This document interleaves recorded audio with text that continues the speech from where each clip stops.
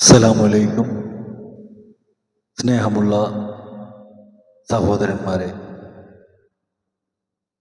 ഇന്നലെ ഞാൻ പറഞ്ഞ വിഷയത്തിൽ ഒരു സുഹൃത്ത് അതിലൊരു ചോദ്യം ചോദിച്ചു. സൂഫിസം കേൾക്കാനാണ് ഞാൻ ഇതിലേക്ക് വന്നത്, പക്ഷെ സിനിമയും അയ്യപ്പഗാനവും ഒക്കെ കേട്ടപ്പോൾ ആകെ ഒരു കൺഫ്യൂഷനല്ല, സംശയം. അതിന് ആരോ ഒരാൾ മറുപടി കൊടുത്തു. അദ്ദേഹം ചോദിക്കുന്ന ഒരു ഭാഗമുണ്ട്. മറ്റൊന്നുമല്ല, അദ്ദേഹം ചോദിക്കുന്നത് ഹറാമായ കാര്യങ്ങളല്ലേ, നിസ്കാരത്തെക്കുറിച്ച് ഒന്നും, അതല്ലെങ്കിൽ നിസ്കാരത്തിലേക്ക് ഒരു താല്പര്യം കൊടുക്കാത്ത പോലെയൊക്കെ തോന്നി എന്നാണ് അദ്ദേഹം പറയുന്നത്. അതെന്തുകൊണ്ടാണെന്ന് ചോദിച്ചു കഴിഞ്ഞാൽ, അദ്ദേഹം വീഡിയോ മുഴുവനായിട്ടും, ഞാൻ സംസാരിക്കുന്ന വിഷയം മുഴുവനായിട്ടും അദ്ദേഹം കേൾക്കുന്നില്ല എന്നുള്ളതാണ് എനിക്ക് മനസ്സിലാക്കാൻ കഴിയുന്നത്. ഒന്നല്ലെങ്കിൽ ഇടയ്ക്ക് വന്ന് കയറിയ ഒരാളായിരിക്കാം. തുടക്കം മുതലേ കേൾക്കുന്ന ഒരാളായിരുന്നെങ്കിൽ സംശയമുണ്ടാകില്ല.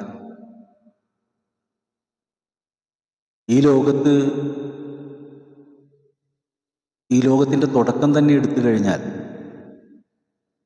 നമ്മളൊക്കെ വ്യത്യസ്തമായ പേരുകൾക്കുടമയാണ്.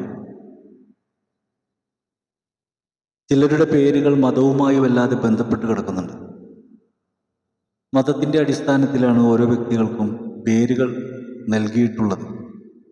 വളരെ അപൂർവം ചിലർക്ക് മാത്രമേ മതവുമായിട്ടൊരു ബന്ധമില്ലാത്ത പേരുണ്ടാവുകയുള്ളൂ. അത്തരത്തിലൊരു പേരിൻ്റെ ഉടമയാണ് ഞാനും. എൻ്റെ പേര് ഷാജി എന്നാണ്. അതേതെങ്കിലും മതത്തിലുണ്ടോ എന്ന് എനിക്കറിയില്ല.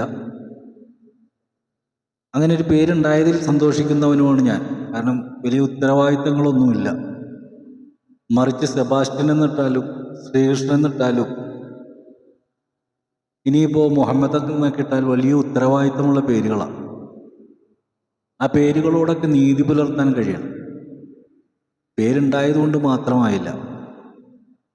ഒരാൾക്ക് പേരിടുന്നത് അവരിഷ്ടപ്പെട്ട ഒരു പ്രവാചകനെ മനസ്സിൽ കണ്ടുകൊണ്ടാണ്, അല്ലെങ്കിൽ പ്രവാചകനെ പിൻപറ്റിയ സഹാബത്തുക്കളുടെ പേര് കണ്ടുകൊണ്ടാണ് മുസ്ലിങ്ങളൊക്കെ ഭൂരിപക്ഷം ആൾക്കാർക്കും പേരിടുന്നത്. അത്തരം പേരുകൾ ധാരാളം ആളുകൾക്കുണ്ട്. വളരെ കുറച്ച് ആളുകൾക്ക് മാത്രമേ അത്തരം പേരുകൾ ഇല്ലാതെ ഉള്ളൂ എന്നാണ് എനിക്ക് തോന്നുന്നത്. അപ്പോൾ ഇത്തരം പേരുകൾ നമ്മൾ പരിശോധിക്കുക. ഇത്തരം പേരുകളൊക്കെ എങ്ങനെയാണ് ഉണ്ടായത്? സംശയം എന്ന് പറയരുത്. സംശയം എന്ന് പറഞ്ഞാൽ ഒരിക്കലും തീരാത്തതാണ്. അറിയില്ല എന്ന് പറഞ്ഞു കഴിഞ്ഞാൽ അത് തീർക്കാവുന്നതാണ്. വാക്കുകൾക്ക് വലിയ വ്യത്യാസങ്ങളുണ്ട്. സംശയം ഒരിക്കലും തീരില്ല. സംശയങ്ങൾ പിന്നെയും ഉണ്ടായിക്കൊണ്ടിരിക്കും. എങ്കിൽ എനിക്ക് അറിയില്ല എന്ന് പറഞ്ഞാൽ നമുക്കത് തീർക്കാനായിട്ട് കഴിയുന്നതാണ്. വാക്കുകൾക്ക് രണ്ട് അർത്ഥങ്ങളാണുള്ളതെന്ന് പ്രത്യേകം മനസ്സിലാക്കുക. അപ്പം അതുകൊണ്ട് അറിവില്ലാത്തവരോടാണ് ഞാൻ സംസാരിക്കുന്നത്, സംശയമുള്ളവരോടല്ല. കാരണം സംശയമുള്ളവരെ നമുക്കൊരിക്കലും തിരുത്താൻ കഴിയില്ല. അത്തരം സംശയങ്ങൾ ഉള്ളവർ തന്നെയാണ് ഈ മതത്തിൽ അധികവും ഉള്ളത്. പ്രത്യേകിച്ച് ഇസ്ലാം മതത്തിൽ ഏറ്റവും അധികം സംശയങ്ങൾ വന്നതിൻ്റെ അടിസ്ഥാനത്തിലാണ് ഇന്നും സംവാദങ്ങൾ തന്നെ നടന്നുകൊണ്ടിരിക്കുന്നത്.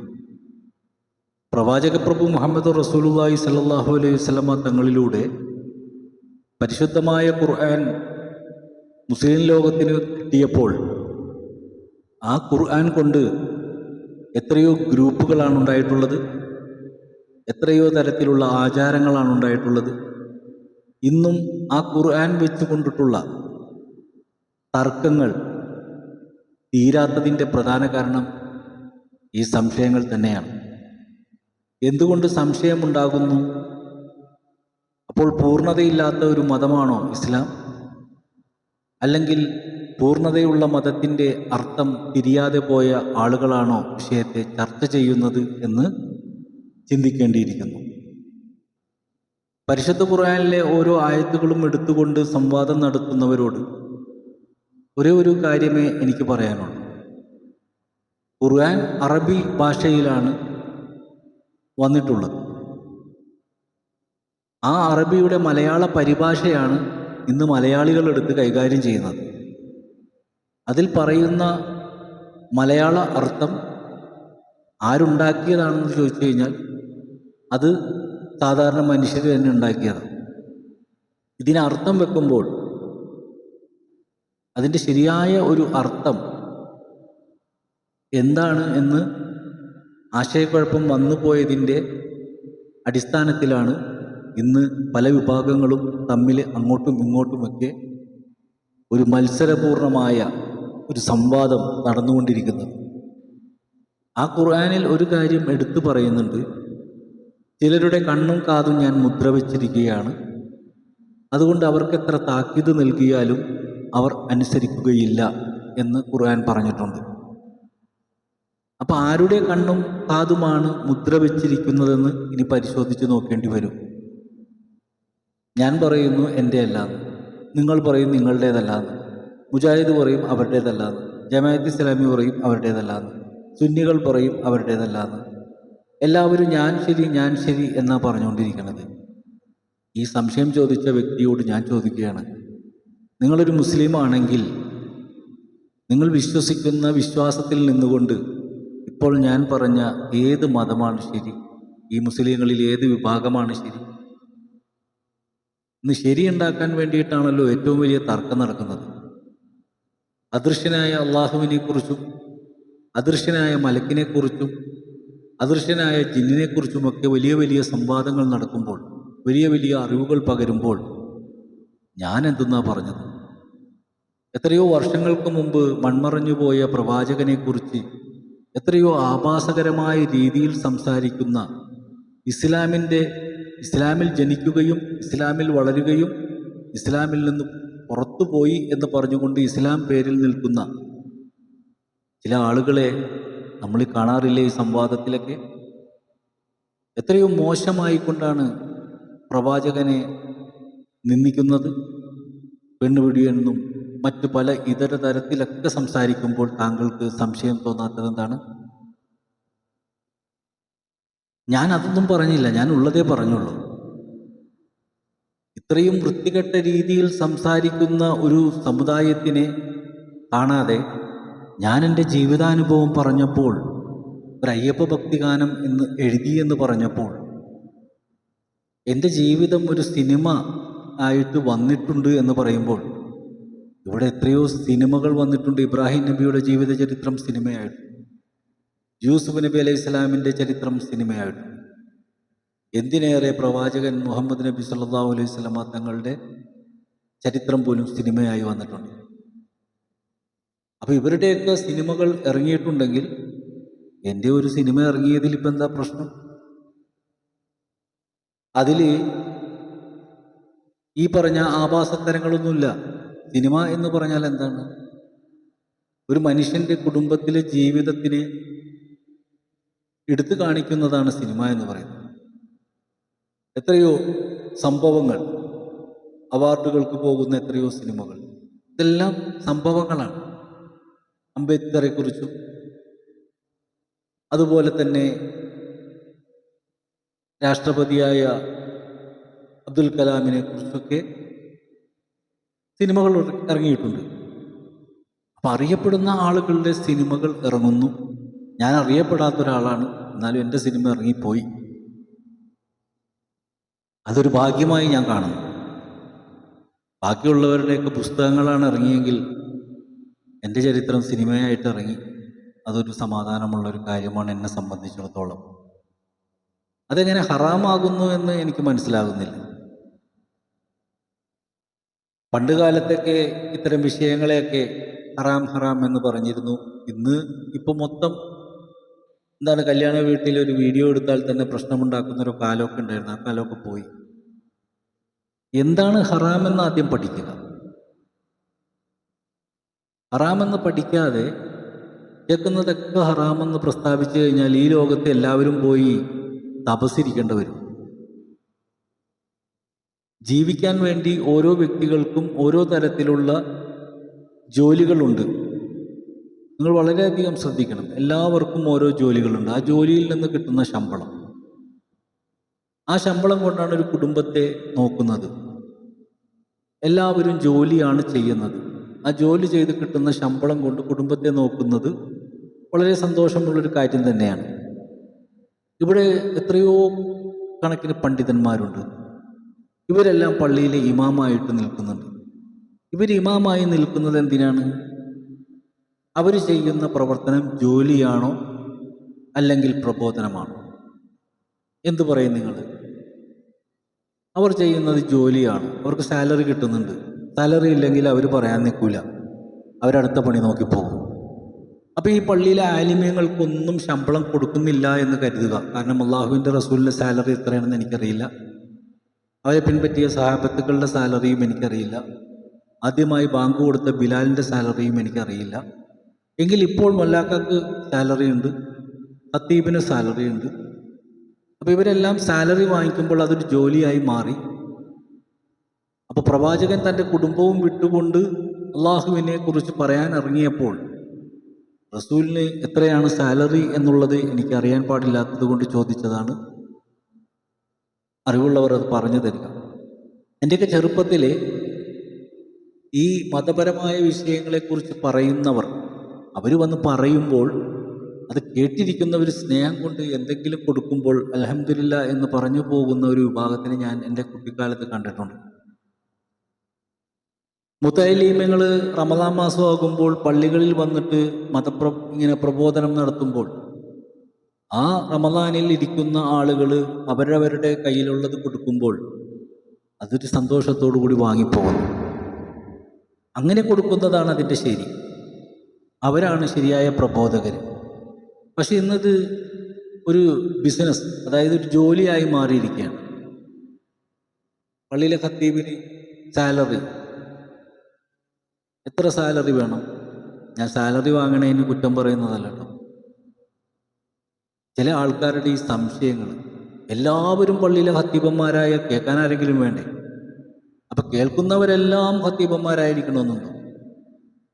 പലരും പല ജോലി ചെയ്യുന്നവരാണ്. അപ്പം താങ്കൾ പറഞ്ഞ ഹറാം എന്ന് പറയുന്ന സംഭവം എടുത്തു നോക്കിക്കഴിഞ്ഞാൽ മമ്മൂട്ടിയെ പള്ളി കയറ്റരുത്, ആസിഫ് അലിയെ പള്ളി കയറ്റരുത്. അങ്ങനെ മുസ്ലിം പേരുള്ള ഒരുപാട് ആൾക്കാർ സിനിമയിലുണ്ട്, സിനിമ പിടിക്കുന്നവരുണ്ട്. എന്തിനേത് മരിച്ചുപോയ സിദ്ദീഖ്, ഡയറക്ടർ സിദ്ദീഖ്, അദ്ദേഹവും മരിച്ച് എറണാകുളം മാർക്കറ്റിലെ പള്ളിയിൽ അദ്ദേഹത്തിന് അടക്കം ചെയ്തിട്ടുണ്ട്. കൊച്ചിൻ ഹനീഫ, സൈനുദ്ദീൻ, ഇവരൊക്കെ പള്ളിയിലാണ് അടക്കം ചെയ്തിരിക്കുന്നത്. അപ്പം ഇവരൊക്കെ ഹറാമായ പ്രവർത്തനങ്ങൾ ചെയ്തവരല്ലേ? അപ്പം ഇവരെയൊന്നും അവിടെ ഒന്നും അടക്കാൻ പാടില്ലല്ലോ. എന്താണ് ഹറാമെന്ന് ആദ്യം പഠിക്കും. അതിനെക്കുറിച്ച് വ്യക്തമായി പഠനം നടത്തിയിട്ട് വേണം സംസാരിക്കാൻ. ഈ ലോകത്ത് ഈ എന്താണ് നല്ലത്? ഒരു ബിസിനസ് ചെയ്യുന്നവൻ, ആ ബിസിനസ് ചെയ്യുന്നവൻ്റെ ബിസിനസ് തന്നെ പരിശോധിച്ച് കഴിഞ്ഞാൽ എത്രയോ ആളുകൾ 5 നേരം നിസ്കരിക്കാൻ വരുന്ന ആളുകൾ പലിശക്ക് പണം എടുത്തിട്ട് ബിസിനസ് നടത്തുന്നുണ്ട്. സ്വന്തം കടയിൽ കടം വാങ്ങിച്ചു വെച്ചിട്ട് അത് തിരിച്ച് ആ ആൾക്കാർക്ക് കൊടുക്കാതെ, കടമെടുത്ത കടക്കാരന് സാധനം കൊടുക്കാതെ വിളിച്ചു ചോദിക്കുമ്പോൾ തരാം തരാം എന്ന് പറഞ്ഞുകൊണ്ട് കച്ചവടം നടക്കുന്ന എത്രയോ ആൾക്കാരുണ്ട്. അപ്പം ഇവിടെ ഈ ഹലാലും ഹറാമും ഒക്കെ പറയുമ്പോൾ എന്താണ് ഹലാല് എന്താണ് ഹറാമെന്നൊക്കെ ആദ്യം ഒന്ന് മനസ്സിലാക്കുക. പറയുന്ന ആളുകളെ കേട്ട് കഴിഞ്ഞാൽ അങ്ങേയറ്റം പരിശുദ്ധാത്മാവാണെന്ന് തോന്നിപ്പോണേ. 5 നേരത്തെ നിസ്കാരം കവയാക്കാതെ നിസ്കരിക്കുന്നവരുണ്ടാ? 5 നേരത്തെ നിസ്കാരം, ആ നിസ്കാരത്തിൽ പോലും മറ്റ് ചിന്തകളില്ലാതെ അള്ളാഹുവിനെ മാത്രം ഓർത്ത് നിസ്കരിക്കുന്നവരുണ്ടാ? ഇങ്ങനെയൊക്കെ കുറേ ചോദ്യങ്ങൾ ചോദിച്ചു കഴിഞ്ഞാൽ ജയിക്കാൻ വേണ്ടി നിങ്ങൾക്ക് പലതും പറയാം. പക്ഷെ നിങ്ങളുടെ മനസാക്ഷി തൊട്ട് പറഞ്ഞു കഴിഞ്ഞാൽ എല്ലാവരിലും പെശകുണ്ട്, ഈ പറയുന്ന എന്നിലും. അപ്പം ഞാനൊരു കാര്യം ചെയ്യുമ്പോൾ പൂർണ്ണമായിട്ടും ചെയ്യാൻ പറ്റുന്നതാണെങ്കിൽ മാത്രമേ ഞാൻ ചെയ്യുള്ളൂ. അള്ളാനെ കളിയാക്കാൻ ഞാനില്ല. റമദാൻ മാസത്തിൽ നോമ്പ് പിടിക്കുമ്പോൾ നവൈത്തു സഹമദീൻ അന്നതായി ഫർദ് റമദാനി ആദി സനത്തിൽ ഇല്ലാഹി താല എന്നൊക്കെ പറയും. അള്ളാഹ്ക്ക് വേണ്ടി നോമ്പെടുക്കുകയാണ്. ആ നോമ്പ് ശരിയായ രൂപത്തിൽ എടുക്കുന്ന എത്ര പേരുണ്ട്? നിങ്ങൾ നിങ്ങളോട് തന്നെ ചോദിക്കും, എത്ര പേരുണ്ട് ശരിയായ രൂപത്തിൽ നോമ്പെടുക്കുന്നവൻ? ഭക്ഷണത്തെ ലഘൂകരിക്കുന്ന മാസം എന്നാണ് പറഞ്ഞത്. എന്നാൽ ഏറ്റവും അധികം ഭക്ഷണം കഴിക്കുന്നത് ആ മാസത്തിലാണെന്ന് എനിക്ക് തോന്നുന്നത്. റമദാനിന്റെ വിഭവങ്ങൾ എന്ന് പറഞ്ഞ് മനുഷ്യൻ കഴിക്കുന്നത് എന്താണ്? മനുഷ്യനെ രോഗിയാക്കുന്ന ആഹാരങ്ങളാണ്. സമൂസ, ഉഴുന്നുവട, സവാള വട, ഉള്ളിവട, ഇതൊക്കെയാണ് റമദാനിന്റെ സ്പെഷ്യൽ വിഭവങ്ങൾ. ഇതൊക്കെ എവിടെ നിന്ന് വന്നതാണ്? കാരക്ക ചവച്ച് അരച്ചിറക്കി വെള്ളം കുടിച്ച് ഇതൊക്കെ പറഞ്ഞു കേട്ടിട്ടുണ്ട്. സമൂസ ഉള്ളിവടയുടെ കഥയൊന്നും ഞാൻ കേട്ടിട്ടില്ല. പിന്നെ മനുഷ്യന്റെ വിശപ്പിനൊരു ആഹാരം എന്നുള്ള നിലയ്ക്ക് അതും ആഹാരത്തിൽ പെടുന്നില്ല. മൂസയൊക്കെ ശരീരത്തിന് രോഗം ഉണ്ടാക്കുന്ന സാധനങ്ങളാണ്. ഉണങ്ങിയിരിക്കുന്ന വയറിൻ്റെ ഉള്ളിലേക്ക് ആദ്യമേ ചെല്ലുന്ന സാധനങ്ങളാണ്, മനുഷ്യനെ രോഗിയാക്കാനുള്ള സാധനങ്ങളാണ് ആദ്യമേ വയറ്റിലേക്ക് പോകുന്നത്. നിങ്ങളത് പള്ളിയിൽ തന്നെ നോമ്പ് തുറന്ന് നോക്കി, ബാങ്ക് കൊടുക്കുമ്പോൾ തന്നെ വെള്ളം എടുത്ത് കുടിക്കുന്നു, കാരക്ക തിന്നുന്നു, അതിൻ്റെ ഒപ്പം സമൂസ തിന്നുന്നു, ഒപ്പം ചായ കുടിക്കുന്നു. ഒരു സെക്കൻഡിൽ വയറ്റിലേക്ക് പോകുന്ന സാധനങ്ങളെ നിങ്ങളൊന്ന് പരിശോധിച്ച് നോക്ക്. നിങ്ങൾ രോഗിയാകണേന്ന്. അത്രയും മണിക്കൂറോളം ഭക്ഷണം കഴിക്കാതിരുന്ന വയറിൻ്റെ ഉള്ളിലേക്ക് ചെല്ലുന്ന സാധനങ്ങൾ വയറ് സ്തംഭിക്കും. ഇതിങ്ങനെ ക്രമേണ ചെറുപ്പക്കാർക്കൊന്നും കുഴപ്പമൊന്നുമില്ല. അതൊരു 10-35 വയസ്സൊക്കെ കഴിയുമ്പോഴത്തേക്കും തുടങ്ങും, രോഗത്തിൻ്റെ ലക്ഷണങ്ങൾ തുടങ്ങും. പിന്നെ അവൻ ആശുപത്രി കയറി ഇറങ്ങി നടക്കുകയാണ്. റമദാൻ മാസത്തിൽ നോമ്പെടുത്തവനാ, അപ്പം അവയവമൊക്കെ കംപ്ലൈൻ്റായി. അപ്പം ശരിക്കും ഒന്ന് പരിശോധിക്കണം, നമ്മൾ എന്താണ് ചെയ്തുകൊണ്ടിരിക്കണമെന്ന് ആദ്യം പരിശോധിക്കും. ഞാൻ പറഞ്ഞ കാര്യം കണ്ണുകൊണ്ട് കാണാൻ പറ്റുന്ന കാര്യം. ഇവിടെ മതസൗഹാർദ്ദങ്ങളൊക്കെ പറഞ്ഞുകൊണ്ട് ഇപ്പോൾ പള്ളിയിൽ കല്യാണം നടത്തുന്നു, മുസ്ലിം പള്ളിയിൽ ഹിന്ദുക്കളുടെ കല്യാണം നടത്തി കൊടുത്ത് ഇതെങ്ങനെ ശരിയാകും? ഒരു ഹിന്ദുവിന് അങ്ങനെയാണെങ്കിൽ എല്ലാം അവർ കാഫര്യങ്ങളല്ലേ? നിങ്ങൾ പഠിപ്പിച്ച അങ്ങനെയല്ലേ? ഹിന്ദുക്കളൊക്കെ കാഫറുകളാണ്. ആരാണ് ശരിയായ കാഫർ? ശരിക്കൊന്ന് അന്വേഷിക്കൂ, ആരാണ് കാഫർ? ഇസ്ലാം മതത്തിൽ നിന്നുകൊണ്ട് ഇസ്ലാമിനെ ദ്രോഹിക്കുന്നവനാണ് ഏറ്റവും വലിയ കാഫർ. അല്ലാണ്ട് ഇസ്ലാം മതത്തെ സ്നേഹിക്കുന്നവനല്ല. സ്നേഹിക്കുന്നവൻ നല്ലൊരു സ്നേഹിതനാണ്. കാഫിർ ആരാ? കാഫിറുകൾ ഇതേ സംവാദം നടത്തുന്നുണ്ട്. അവർക്കൊക്കെ ഓരോ പേരുമുണ്ട്. ഡിങ്കനെന്നും മറ്റതൊക്കെ പറഞ്ഞ് പേരുകൊണ്ട് വലിയ വലിയ സംവാദങ്ങളൊക്കെ നടത്തുന്നുണ്ട്. ഇസ്ലാമിൽ നിന്നുകൊണ്ട് ഇസ്ലാമിനെ വഞ്ചിക്കുന്ന അവരാണ് യഥാർത്ഥ കാഫിറുകൾ. അപ്പോൾ മറ്റു മതങ്ങളെ അവരുടെ വിശ്വാസത്തിലൂടെ മുന്നോട്ട് പോവുകയാണ്. ഏകനായ ഒരു ദൈവത്തിൽ വിശ്വസിക്കുക. വിശ്വസിക്കാനായിട്ട് പലതരത്തിലുള്ള ആചാരങ്ങളുണ്ട്. അതിലൊന്നാണ് നമുക്ക് നമസ്കാരം. അവർക്ക് ക്ഷേത്രത്തിൽ പോക്കാണ്, മറ്റവർക്ക് പള്ളിയിൽ പോയി കുർബാനയിൽ പങ്കുകൊള്ളലാണ്. ഓരോരുത്തർക്കും ഓരോ ആചാരങ്ങളാണ്. എന്തിനെയെല്ലാം നോക്കിയാലും അവർക്ക് ഒന്നേ ഉള്ളൂ, ഒരു അദൃശ്യമായ ഒരു ശക്തി. അദൃശ്യമായ സത്യത്തിനെ തിരിച്ചറിഞ്ഞു പോകുന്നവൻ. ഇവിടെ ശരീരത്തിലാണ് മതമുള്ളത്, ആത്മാവിനെന്ത് മതം? ആത്മാവിനെ ബോധ്യപ്പെടുത്തലാണ്. ഞാൻ എൻ്റെ പരിശുദ്ധമായ മനസ്സാക്കി എടുക്കലാണ് എൻ്റെ ജോലി. പരിശുദ്ധമായൊരു മനസ്സിനെ കൊണ്ടുവരാൻ വേണ്ടിയിട്ടുള്ള പ്രയത്നമാണ്. ആ പ്രയത്നം ആരിലുണ്ടോ അവൻ അള്ളാഹുവിൻ്റെ അടുക്കലാണ്. ഏകനായ ദൈവത്തെ ആര് വിശ്വസിച്ചോ, ഒരു ഏകനായ ദൈവമുണ്ട് എന്ന് ഏത് മതത്തിൻ്റെ ആൾ വിശ്വസിച്ചാലും അവൻ യഥാർത്ഥത്തിൽ വിശ്വാസിയായി എന്നുള്ളതാണ്. അപ്പം അങ്ങനെയുള്ള ഒരു ചിന്താഗതി. ഇപ്പം ഞാനൊരു സംവാദം കണ്ടിരുന്നു. എന്താണ്, നിഷാദ് കളമശ്ശേരിയും അതുപോലെ തന്നെ സെബാസ്റ്റ്യൻ പുന്നക്കലും തമ്മിലുള്ളൊരു സംവാദം. രണ്ടുപേരും കഥ പറയുമ്പോൾ ഈ സെബാസ്റ്റ്യൻ പുന്നക്കൽ ലോകത്തിൻ്റെ തുടക്കത്തിലുള്ള, അതായത് മക്കയിലെ തുടക്കത്തിലെ കഥ പറയുമ്പോൾ നിഷാദ് റസൂലിൻ്റെ കാലത്തിനുള്ള കാര്യമാണ് പറയുന്നത്. റസൂലിന് എന്ത് പറഞ്ഞു എന്നുള്ളതാണ് പറയുന്നത്. പുള്ളി പറയണ മക്കയും നിഷാദ് പറയുന്ന മക്കയും രണ്ട് അവസ്ഥയിലാണ് നിലകൊള്ളുന്നത്. റസൂല് വന്നത് എപ്പോഴാണ്? പ്രവാചകൻ ഈ പറയുന്ന വിഗ്രഹങ്ങളെയെല്ലാം ഉപേക്ഷിക്കാൻ പറയണമെങ്കിൽ അതിനു മുമ്പുള്ള പ്രവാചകന്മാർ അത് പറഞ്ഞിട്ടുണ്ടോ എന്ന് പരിശോധിച്ചു നോക്കി. യൂസുഫ് നബിയുടെ ചരിത്രം പരിശോധിച്ചു നോക്ക്. ആ കഥ ഒന്ന് ശരിക്കൊന്ന് കാണും ഫുള്ളായിട്ട്. അവർ സ്നേഹിച്ച സുലേഖ പോലും അവിടുത്തെ ബിംബങ്ങളെ ഉടയ്ക്കുന്നത് കാണും. അവരാരാധിച്ചിരുന്ന ബിംബങ്ങളെയൊക്കെ ഉടച്ചിടുന്നത് കാണും. ഇബ്രാഹിം നബി, അവരും എല്ലാ ബിംബങ്ങളെയും ഉടച്ചവരാണ്. പിന്നീടല്ലേ ലാസ്റ്റ് വന്നതല്ലേ റസൂൽ. അപ്പൊ റസൂലിന്റെ പേര് പറഞ്ഞ് ബിംബങ്ങളെ ഉടച്ച, എല്ലാ ബിംബങ്ങളും ഉടച്ചത് റസൂലാണെന്ന് പറഞ്ഞാൽ എങ്ങനെ ശരിയാവും? അതിനു മുമ്പ് വന്ന പ്രവാചകന്മാരൊക്കെയാണ് ഇത് ഉടച്ചിട്ടുള്ളത്. റസൂൽ ലാസ്റ്റ് വന്ന ഒരാളാണ്. അപ്പൊ കഥയറിയാതെ ആട്ടമാടുക, കഥയറിയാത്തവൻ ചോദ്യങ്ങളുമായിട്ട് പോവുക. എന്തിന് ചുമ്മാ ഒരു സംവാദം നടത്തി പരസ്പരം അങ്ങോട്ടും ഇങ്ങോട്ടും എല്ലാവരും ചെയ്യേണ്ടത് മാർക്കറ്റിംഗ് ആണ്, വരുമാനം. ഇപ്പൊ ഞാനും ഈ വീഡിയോ ചെയ്തുകൊണ്ടിരിക്കുമ്പോൾ ഇതും മോണിറ്റേഷനൊക്കെ ആയി. ഞാൻ മോണിറ്റേഷൻ ആകുമെന്നോ അല്ലെങ്കിൽ ഇതിൽ വരുമാനം വരുമോ എന്ന് ഉദ്ദേശിച്ച് തുടങ്ങിയതല്ല. സത്യം പറഞ്ഞാൽ മാനസികമായിട്ട് ഈ പറയാനുള്ള ഒരു അത് ആരോടെങ്കിലൊക്കെ പറയണ്ടേ.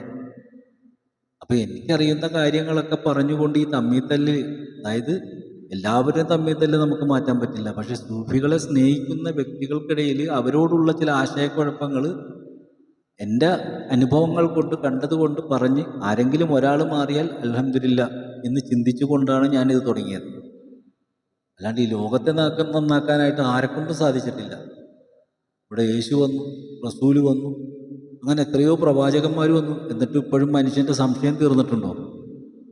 ഇത് തീരില്ല. ഇത് ലോകാവസാനം വരെ നിലകൊള്ളും. മനുഷ്യൻ അതാണ്. വളരെ അപൂർവം ആളുകളെ, ഇപ്പോൾ ഒരു സൂഫിയെ തന്നെ എടുത്തു നോക്കിയാൽ, ഇപ്പോൾ അജ്മീർ ഖാജ മൊയ്നുദ്ദീൻ ചിസ്തിനെ നമ്മൾ എടുക്കുമ്പോൾ അദ്ദേഹം ഒരു സൂഫിയാണെങ്കിൽ അദ്ദേഹത്തിൻ്റെ ഗുരുനാഥൻ്റെ അടുക്കൽ 40ഓളം പേരുണ്ടായിരുന്നെന്നാണ് പറയുന്നത് ശിഷ്യന്മാരായിട്ട്. അതിൽ 39 പേരും പുള്ളിയുടെ അടുത്ത് നിന്ന് സ്ഥലം വിട്ടു. 39 ശിഷ്യന്മാരും അദ്ദേഹത്തിന് ഇട്ടിട്ട് പോയി കളഞ്ഞു. ഒരാളെ ഉറച്ചു നിന്നുള്ളൂ. ആ ഉറച്ചു നിന്ന ആളുടെ പേരാണ് ഈ അജ്മീർ ഖാജ മൊയ്നുദ്ദീൻ ചിസ്തി എന്ന് പറയുന്നത്. ഹസ്സൻ എന്നായിരുന്നു പേര്. അപ്പൊ എന്തുകൊണ്ടാണ് ഹസ്സൻ ഉറച്ചു നിന്നത്? മറ്റു 39 പേര് പോകാനുള്ള കാരണം എന്താണെന്നൊന്ന് പഠിച്ച് അവരുടെ ചരിത്രം ഒന്ന് പഠിച്ചു നോക്കിയേ. അപ്പം അറിയാൻ പറ്റും. അപ്പോൾ ഒരു കഥ വരും, പോകാനുണ്ടായ കാരണത്തിൻ്റെ കഥ. അത് നിങ്ങൾക്ക് ഉൾക്കൊള്ളാൻ പറ്റുന്ന കഥയാണോ എന്നൊന്ന് പരിശോധിക്കണം. ആ കഥ ഞാൻ പറയുന്നില്ല. ഞാൻ സൂഫികളുടെ പല കാര്യങ്ങളും വ്യക്തമാക്കാത്തതെന്ന് വെച്ചാൽ മനസ്സിലാകാത്ത ആൾക്കാരാണ്. ഒന്നും മനസ്സിലാകാത്ത ആൾക്ക്. ഇപ്പം ഞാൻ ഇടയത്തോട് സിറാജുദ്ദീൻ തങ്ങളുടെ ഒരു ചരിത്രം പറഞ്ഞപ്പോൾ കുറേ ആളുകൾ വളരെ സന്തോഷത്തോടു കൂടി ആ വീഡിയോ കണ്ടു. കുറേ ആളുകൾ കണ്ടു. ഞാൻ അവിടുത്തെ പോസിറ്റീവ് മാത്രമേ സംസാരിച്ചിട്ടുള്ളൂ. അപ്പോൾ ചോദിക്കും അവിടെ വല്ല നെഗറ്റീവ് ഉണ്ടോ എന്ന്. അതെ, നിങ്ങൾക്ക് അംഗീകരിക്കാൻ പറ്റാത്തൊരു നെഗറ്റീവ് അവിടെ ഉണ്ട്. എന്താണ്? അവരുടെ വീട്ടിലേക്ക് കടന്നു ചെല്ലുമ്പോൾ വാതുക്കൽ തന്നെ ഒരു കൂടുണ്ട്. അതിൻ്റെ അകത്ത് നല്ല ഒന്നാന്തരം പട്ടി ഉണ്ടായിരുന്നു. ഒരു പട്ടി അതിൻ്റെ ഉള്ളിലുണ്ട്, നല്ലൊരു അൽസേഷൻ നായി. അതിൻ്റെ തൊട്ടിപ്പുറത്തെ കൂട്ടിൽ നല്ല ഒന്നാന്തരം ഒരു കോഴിയും ഉണ്ടായിരുന്നു. അപ്പം ഇപ്പം ഞാൻ ഈ കഥ പറയുമ്പോൾ ഈ സിറായ നിങ്ങൾ എങ്ങനെ കാണുമെന്ന് അല്ലാഹു ആലം, എനിക്കറിയില്ല. ഇതൊക്കെ മനസ്സിലാക്കാൻ വലിയ പാടാണ്. സൂഫികളുടെ റൂട്ടൊക്കെ ഒന്ന് വേറെ തന്നെയാണ്. റിഫായിൻ ഷെയ്ഖിൻ്റെ കഥയൊക്കെ എടുത്ത് നോക്ക്. എല്ലാ മശായിഖന്മാരുടെയും ചരിത്രങ്ങൾ പഠിച്ച് നോക്ക്. അവരുടെ പേരിൽ റാത്തീബും മൗലൂദൊക്കെ നടത്തിയിട്ട് കാര്യമില്ല. ഇപ്പം ഞാൻ ചോദിക്കട്ടെ, ശരീഅത്തിൻ്റെ പണ്ഡിതന്മാർ തന്നെയാണ് ഈ പറഞ്ഞ ഹല്ലാജ് ബിൻ മൻസൂറിനെ കൊന്നത്. ആ തലമുറയെക്കാട് മാറി മാറി മാറി മാറി വന്ന് മൊയ്തീൻ ഷേഖ് പറഞ്ഞ്, എന്താണ്, ഹല്ലാജിയെ കൊല്ലുന്ന ആൾ അന്ന് ഞാനുണ്ടെങ്കിൽ അവർ കൈപിടിച്ച് കാക്കും ഞാൻ എന്നോ പറഞ്ഞു. ഹല്ലാജിനെ കൊല്ലുന്ന ആ സമയത്ത് അവരാരാണെന്നുള്ളത് അന്നത്തെ പണ്ഡിതന്മാർക്ക് അറിയില്ല. മൊയ്തീൻ ഷേഖ് പറഞ്ഞു ഞാനുണ്ടായിരുന്നെങ്കിൽ കൊല്ലാൻ സമ്മതിക്കൂലായിരുന്നു. അപ്പൊ ശരീഅത്ത് എന്ന് പറയുന്നത് വേറൊരു. എൻ്റെ പറച്ചിൽ നിസ്കാരം പഠിപ്പിക്കലല്ല. നിസ്കാരം നിങ്ങൾക്കറിയില്ലേ? നിങ്ങൾക്ക് നിസ്കരിക്കാൻ അറിയില്ലേ? നിങ്ങളെ ഞാൻ നിസ്കാരം പഠിപ്പിക്കാൻ വന്നതാണോ? എൻ്റെ ജോലി നിസ്കാരം പഠിപ്പിക്കലല്ല.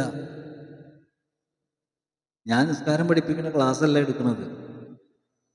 ഒരു മനുഷ്യൻ എങ്ങനെയാണ് ഭൂമിയിൽ ജീവിക്കുന്നത്, അവൻ്റെ ജീവിതത്തിൽ എന്തെല്ലാം സംഭവങ്ങൾ കടന്നു പോകുന്നു. ഞാൻ നേരത്തെ പ്ലാൻ ചെയ്തതല്ല. ഞാനൊരു കവിയല്ല, ഞാനൊരു തിരക്കഥാകൃത്തല്ല, ഞാനൊരു സംവിധായകനുമല്ല. ചെറുപ്പകാലത്ത് മനസ്സിൽ ഇതൊക്കെ കണ്ടപ്പോൾ ഒരു മോഹം തോന്നിയിട്ടുണ്ട്. പക്ഷെ ആ മോഹങ്ങളെല്ലാം സാധിക്കാൻ കഴിഞ്ഞത് എൻ്റെ ഈ 40-45 വയസ്സ് കഴിഞ്ഞതിന് ശേഷമാണ്. അതിനു മുമ്പൊന്നും സാധിക്കാൻ കഴിഞ്ഞിട്ടില്ല. അപ്പോൾ നമ്മളെന്തെങ്കിലും ഒരു കാര്യം ആഗ്രഹിച്ചു കഴിഞ്ഞാൽ അത് ആഗ്രഹമാണ്.